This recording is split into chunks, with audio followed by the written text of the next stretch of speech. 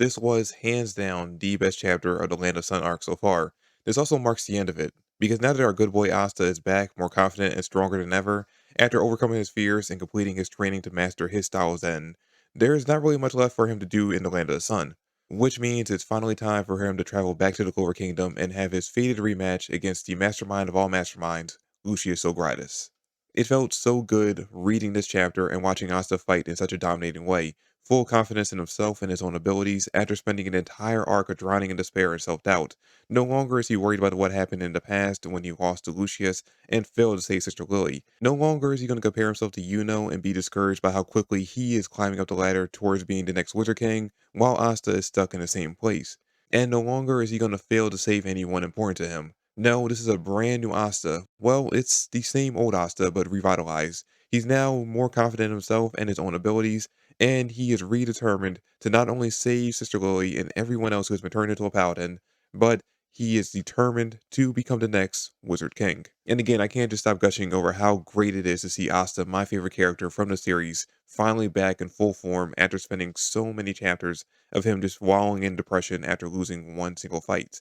And I mean, that's not to say that I don't understand why Asta was so depressed. He was so easily handled by Lucius that it wasn't even considered a competition, and on top of that, he failed to protect one of the most important people in his life. Both things that he was certain that Yuno wouldn't have failed at. But now, after training under Ryu and the Reason 7, Asta will be going back to the Clover Kingdom with brand new confidence and a new creed. Uro, I don't know how you pronounce this paladin's name, the Beast Paladin, that's what I want to call him.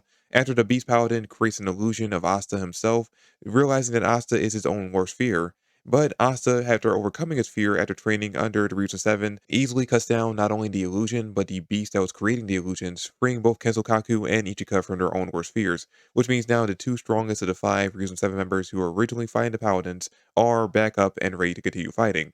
And not only them, but both Mushogo and Fujio appear on the battlefield in this chapter, which means we now have the full roster of the Region 7 members ready to face off against the two remaining paladins. I say two because Asta easily takes care of the Beast Paladin in this chapter, and he does so by cutting the Paladin with his Zen right before the Paladin is able to launch his own attack right at Asta, showing that he's mastered being able to sense the moment before an attack actually launches. Now, what's interesting is that when he does this, he actually ends up severing the Paladin magic, or I would say the Devil's Soul that was binded to this Paladin, and turned him back into a normal human, which is something that I assumed Asta would be able to do, but I didn't think he'd be able to do it without the help of his Devil Destroyer sword.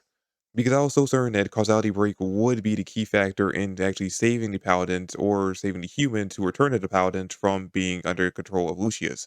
But it seems like just by using his own anti-magic mixed with his Zen, Asta is able to actually save the paladins from being, well, paladins. And the chapter ends with Asta looking up at Sister Lily, declaring that he will now save her from being a paladin and under control of Lucius, turning her back into her normal self.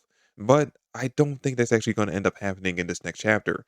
More than likely, what's going to happen is that Sister Lily, maybe Heath as well, but possibly just Sister Lily, is actually going to end up escaping and going back to Lucius and revealing to him that Asta is actually still alive. Something of which that we end up finding out that at the very least Sister Lily was not aware of. Which means it's possible that Lucius also wasn't aware of it, but he could sense that something strong was going to be coming from the Land of the Sun, and that's the reason why he sent the three paladins over there to begin with. And the only reason why I think that Asta won't be saving Sister Lily in the next chapter is just because it feels like it's way too early for that to happen. I truly do believe that Sister Lily will end up being the big opponent for either Asta, Yuno, or Noelle during this final saga before they end up fighting against Lucius. And in order for that to happen, we need a whole bunch of other chapters to happen. We need Asta to go back to the Clover Kingdom. We need to see what's been going on in the Clover Kingdom with the characters that we left behind there. We need to see what's going on with the Black Bulls on their search for Asta. So many more things need to happen before we get into those big fights. So, in my opinion, it's way too early for Asta to be saving Sister Lily. But we now know that he has the means and the ability to do so. And once Asta returns back to the Clover Kingdom with Ichika and a few members of the Reason 7, he'll face off against Lucius once again and pay him back for that original humiliating defeat.